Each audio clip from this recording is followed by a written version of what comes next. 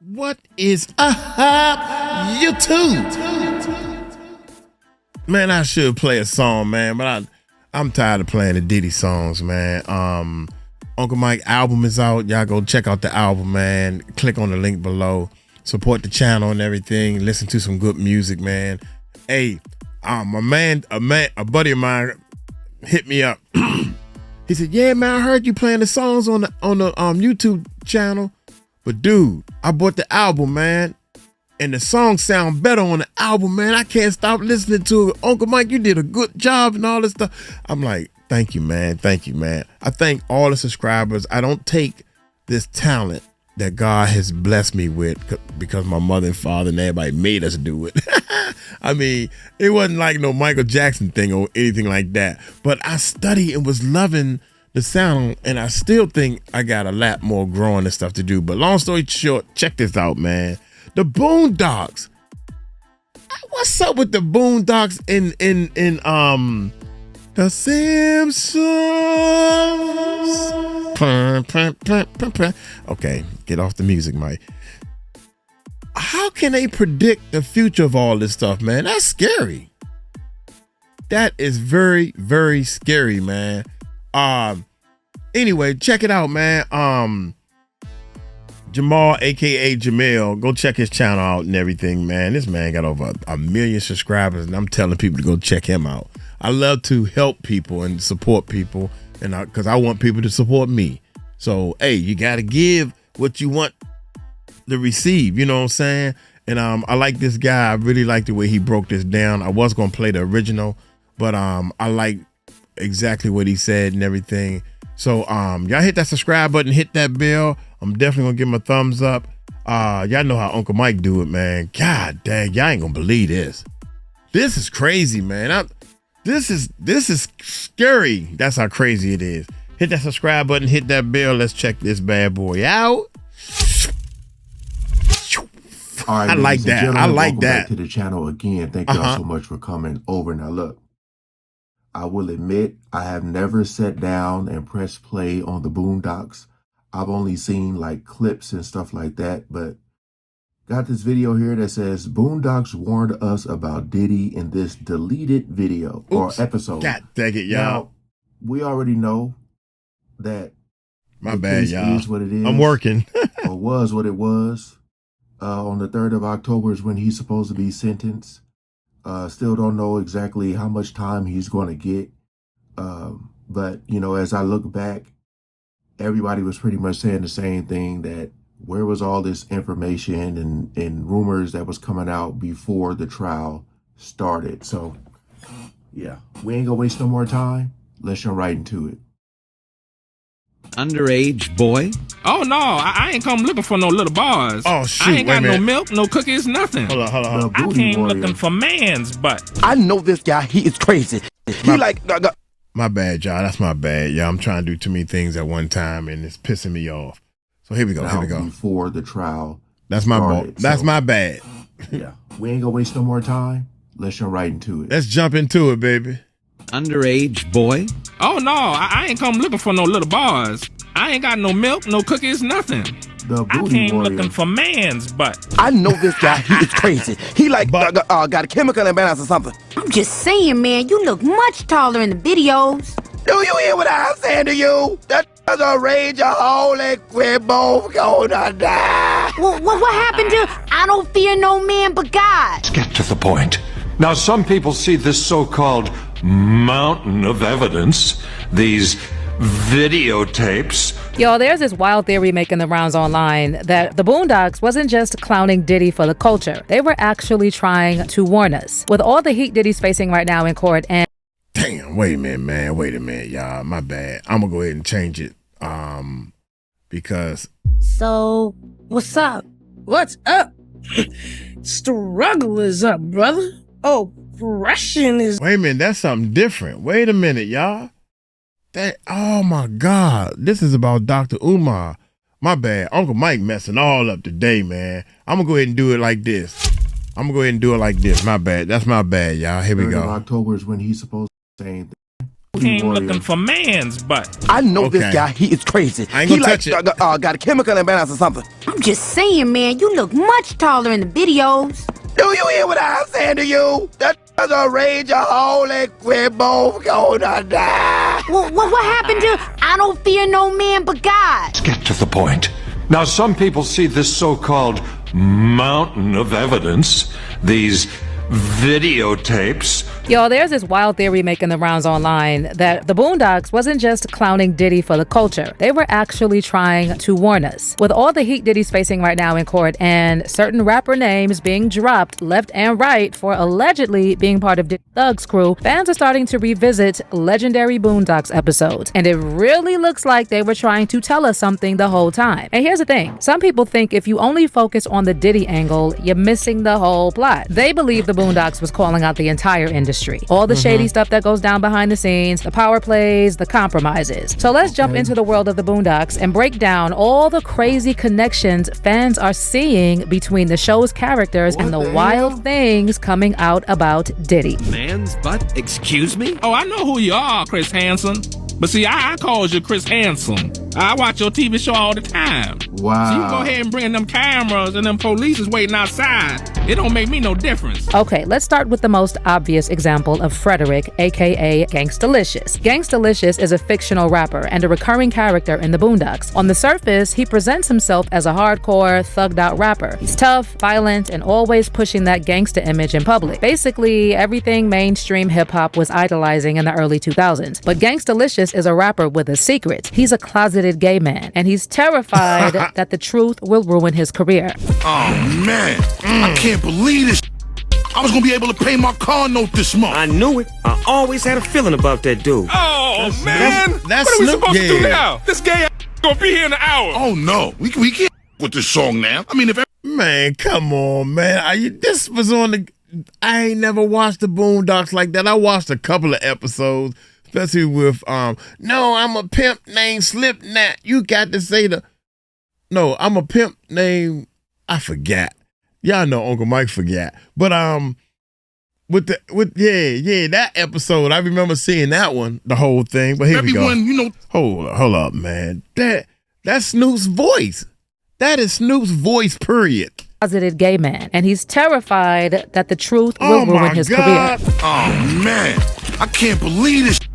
I was gonna be able to pay my car note this month. I knew it. I always had a feeling about that dude. Oh, man. What are we supposed to do now? This gay ass gonna be here in an hour. Oh, no. We can't with this song now. I mean, if everyone, we get on the track with him. That's what we Busta DMX. Rhymes? I think that's DMX. He said Busta Rhymes. Dang. Maybe Busta. It's crazy. Dang, Rumors yo. about him. By association, dog. Short falling. Gangstalicious also used to have a low-key relationship with a gangster named Lincoln, but things went bad. Lincoln ended up trying to It's him on cartoons. tour after... Hold up. It's cartoons, Uncle Mike. It's cartoons. My bad. Hold on. Let's start all over. One more time. Association, dog. Short falling. Gangstalicious Damn. also used to have a low-key relationship with a gangster named Lincoln, but things went bad. Lincoln ended up trying to him on tour after feeling betrayed. Now, if we're going with the theory that Gangstalicious is based on Diddy, who do you think Lincoln, his secret lover turned enemy, represents? Well, fans have speculated a lot about this, and different names keep coming up like Jay-Z. Biggie, Mase, Shine, and Christopher Williams. In Biggie's case, rumors that his relationship with Diddy might have been more than just business have been around forever. And while nothing's ever been confirmed, some insiders claimed Diddy would often treat Biggie like his girlfriend. Like I say, Jesus. And next question is...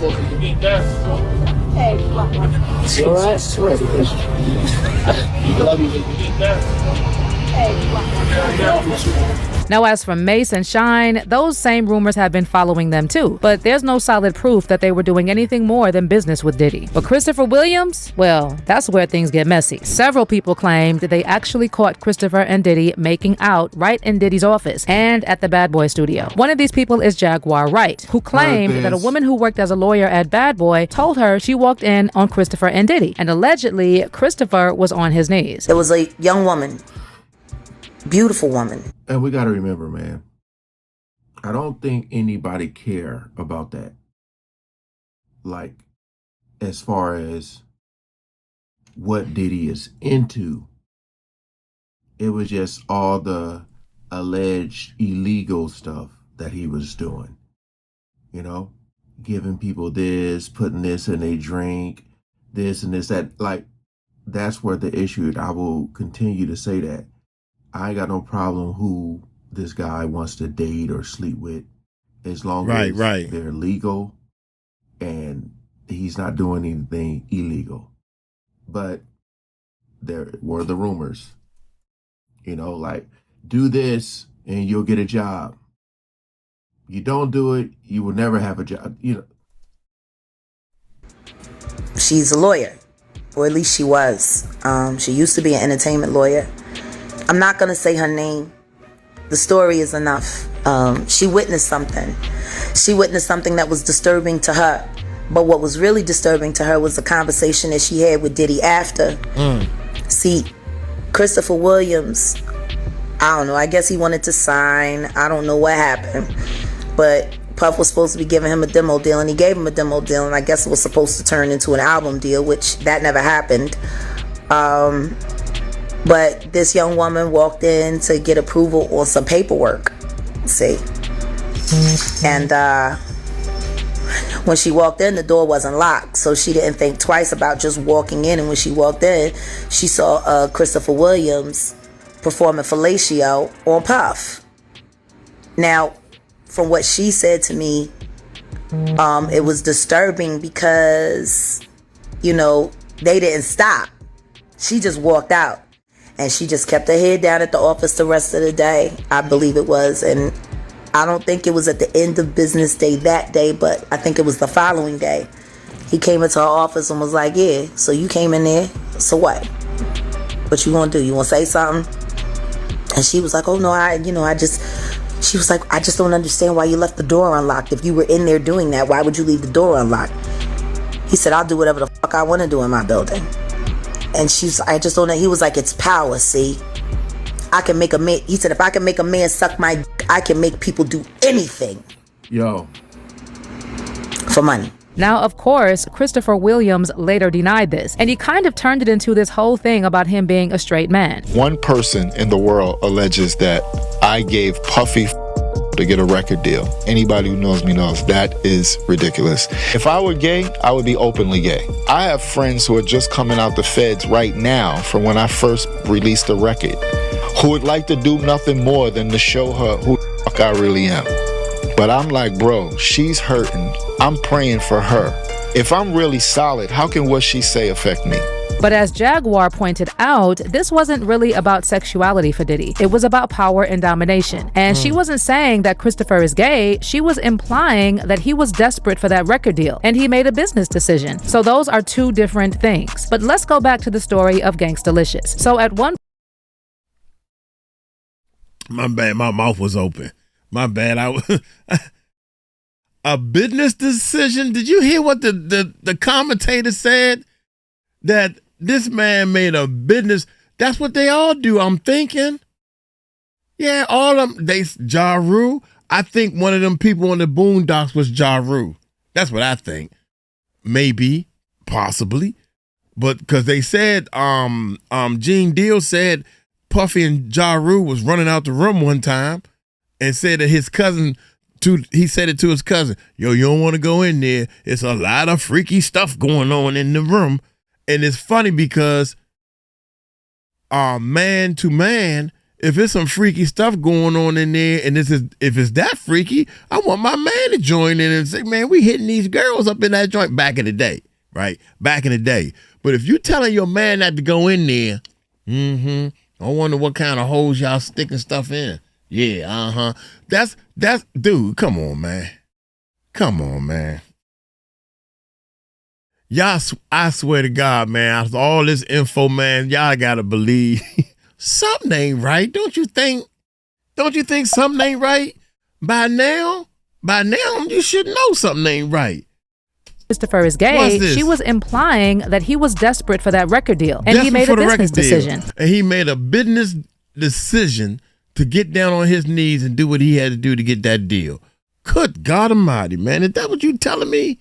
about sexuality for Diddy. It was about power and domination. And she wasn't saying that Christopher is gay. She was implying that he was desperate for that record deal and he made a business decision. So those are two different things. But let's go back to the story of Gangstalicious. So at one point, he bragged on live TV about putting hands on a record label executive on the set of a music video, which got him arrested right then and there. Ironically, despite the hip-hop community being the driving force behind the Stop Snitching movement, rappers tend to snitch on themselves a lot.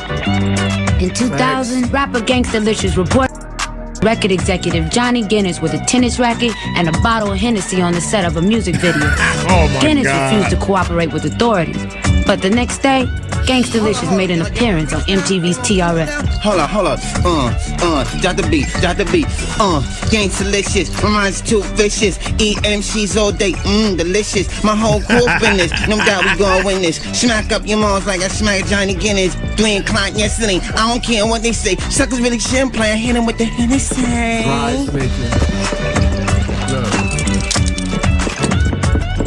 And this plotline mirrors the real-world allegations tied to Diddy, specifically the 1999 incident involving Steve Stout, a longtime executive at Interscope. The incident occurred over Nas's Hate Me Now video, and the drama started when Diddy changed his mind about being shown nailed to a cross like Jesus, even though it was his idea to begin with. Stout didn't want to cut the scene because he'd already dropped $14K on it, and that's when things popped off. According to reports from the National Enquirer and the police, Diddy showed up at Stout's office with 2 bodyguards and brutally attacked him because the scene stayed in. Stout later told The Times, "One minute I'm in the middle of a meeting, and the next minute I'm down on the floor and Puffy and his guys are kicking and pounding me. One of them picks up a chair and throws it at me. Then Puffy throws my desk over and they just walk out like nothing happened. My jaw and my head were all swollen. It was a traumatic experience, and in the middle of it, I didn't know exactly how to feel. I was upset, embarrassed, scared, angry. As far as I'm concerned, this was an attempt on my life. The only reason I'm not dead is because they missed." But there's another wild connection between Gangstalicious and Diddy's real life that we can't ignore. So in the Boondocks, Gangstalicious fakes a relationship with a hip-hop video vixen named Jessica Ethelberg. But things blow up when she exposes him in a juicy tell-all book. Now here's where it gets interesting. A lot of fans think Jessica was loosely inspired by Kim Porter, Diddy's late ex. Kim started out as a model and hip-hop video girl too, showing up in videos like Heavy D's Truthful and Big Daddy Kane's Smooth Out.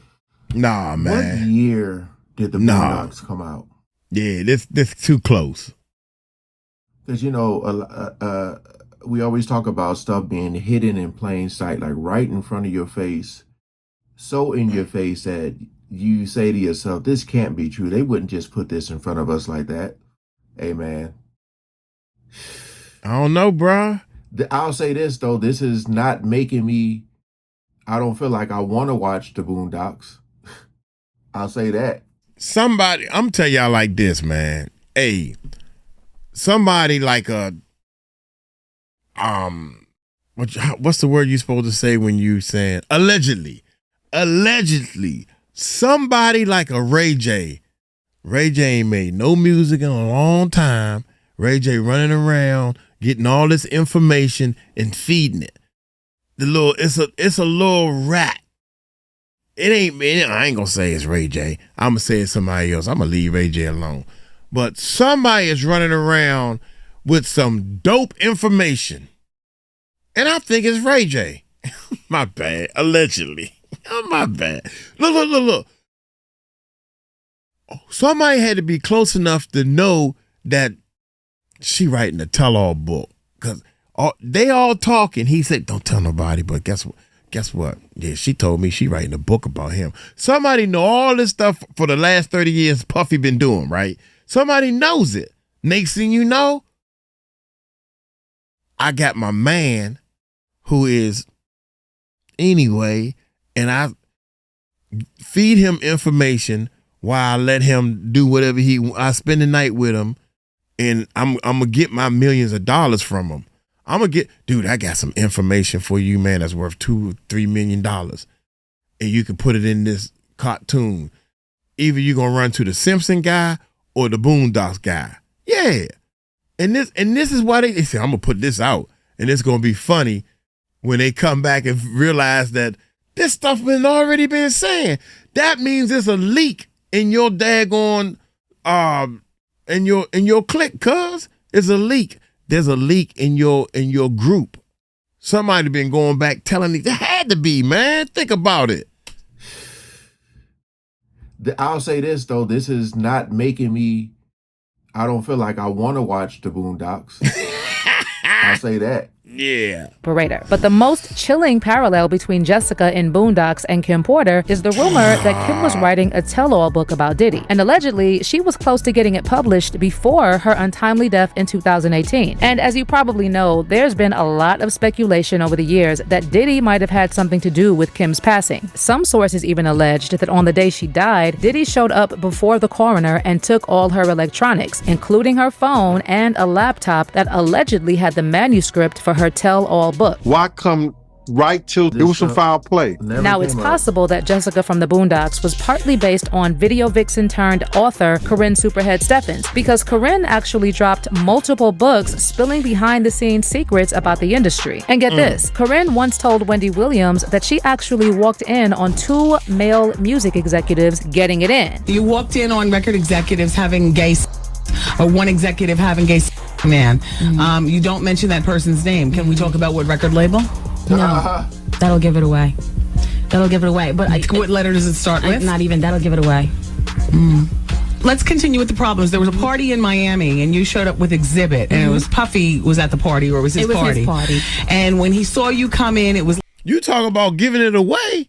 Now, and you talking about this thing, and then you're gonna jump right to Puffy. That's a giveaway right there. And then her crazy tail, she gonna start. Man, come on, dog. I don't understand this, man. Oh my hell, I done hit something under the table that I shouldn't be touching. God dang it. Oh man, I don't even know. Anyway, let's continue. Oh my God. Look, watch this. Let's continue with the problems. There was a party in Miami, and you showed up with Exhibit, and it was Puffy was at the party, or it was his party. His party. And when he saw you come in, it was like he saw a ghost, and he immediately asked you why you were there. He thought that you were there to blow up his spot. He then pulled Exhibit aside and asked Exhibit to get you out of the party. And there's even a scene in the Boondocks where Jessica's on a talk show reading from her book, putting Gangstalicious on blast and calling him out for being gay. We are back with our guest Jessica Ethelberg, also known as Wonder Cheeks, reading excerpts from her amazing new best-selling book, The Private Lives of Superstar Rappers. Of all the rappers I met during those years, I loved Gangstalicious the most. I called him Freddie. I wanted more than anything to give my heart to him forever, but I couldn't because he was so unbelievably gay. So unbelievably gay? And then, of course, there's Gangstalicious's music. One of his biggest songs is literally called Homies Over Hoes, which had Riley and his friends unknowingly singing and dancing to a song full of gay innuendos. You see, fall back away from me. Me just in the VIP. Now bump it to the left and bump it to the right. Cause when you do the homie, do it right. Now, back then, it just felt like a funny jab at how rappers hide stuff in their lyrics. But fast forward to now, and people are starting to look back at the Boondocks like it was low-key exposing the real deal, especially with all these rappers around Diddy who acted tough in public, but allegedly had secret relationships with men behind closed doors. And, that was what's worse, hip hop wearing skirts or hip hop being closeted and having a plethora of kids to prove manhood that, and denial of something that you shouldn't have to deny, which is your sexuality. So I hear what Jamar is saying, but there was a radio personality once upon a time. Her name was Wendy Williams, and she was practically burned at the stake. I remember saying for talking about such, and now it's all come full circle. See, Gangstalicious probably isn't just based on one rapper. He seems like a mashup of different artists who've all been accused of living double lives. But his obsession with keeping up that gangsta image. This was on TV? This right here, y'all know this was a TV show, right? The Boondocks. Man, nobody told me about this episode, period. I need to go watch this episode, man. It gotta be somewhere. Look how I look. Oh my God. See, Gangstalicious probably isn't just based on one rapper. He seems like a mashup of different artists who've all been accused of living double lives. But his obsession with keeping up that gangsta image, staying in control, and allegedly pressuring younger male artists into silence is giving exactly what people are now saying went down with Diddy. So for everyone who says the Boondocks was just for laughs, you gotta think deeper. Looking back now, that whole Gangstalicious storyline feels like it was straight up calling out the industry. Now, whether it came from real insider gossip or just some genius level satire, it basically predicted the mess we're seeing unfold right now. But let me hear your thoughts on all this. Is the Gangstalicious / Diddy connection real, or are folks just reaching? Did the Boondocks know what time it was before any of us did, or was the truth always out there and people were just too scared to say it? Drop you. I ain't got nothing to say, man. I'm gone. What they say, the proof is in the pudding. Again, let me just say my disclaimer, man. I do not care about people's sexuality and who they want to date and sleep with. That is not important. It's just when the forcing and illegal stuff comes in. But yeah, man, this stuff been going on for years. And I think a lot of these rappers know it. You know, that's why you have NDAs. That's why it seemed like everything be so like secret. And that's why it'd be kind of surprising and shocking when stuff comes out, because you'd be like, man, I didn't even know this was going on. You know, you look at the relationships, they just be passing each other around so much. One day they with this person, next day they with that person, they were that person. So this isn't like hard to believe. And they're saying that this episode is deleted. Also know that they talked about the Boondocks was possibly talking about Tyler Perry. You know, it's the same thing when you think about like South Park, you think about The Simpsons, you think about Family Guy. They talk about a lot of stuff that be going on. Family Guy too? They expose a lot of stuff. But at the end of the day, I mean, we got to see what's going to happen. Because I just got this feeling this man's about to be in Madison Square Garden just at a sold out show. Just, yeah. I feel like for sure though, they nailed it. Especially with the dry snitching, like the people who be snitching on themselves and their lyrics. Hey, appreciate y'all coming over and watching, man. Peace out. I ain't got nothing to say. Only thing I'm going to say is this. If Diddy get off with time served and he start doing a big time show or whatever the case may be, I don't care where he at, I think I'm going to be there just to film how I think the people that even wanted him to do time is going to be there just to see how many people going to be there. Everybody want to see this, witness this. This is going to be crazy, man. This 30 days, dog. That's all I'm going to say, man. In 30 days, we will find out. So y'all go to sleep and wake up 30 times, and then we're going to get a verdict. Look here, I'm going to get on up out of here. Y'all take it light, take it slow. Tell them Uncle Mike told you so. Peace out.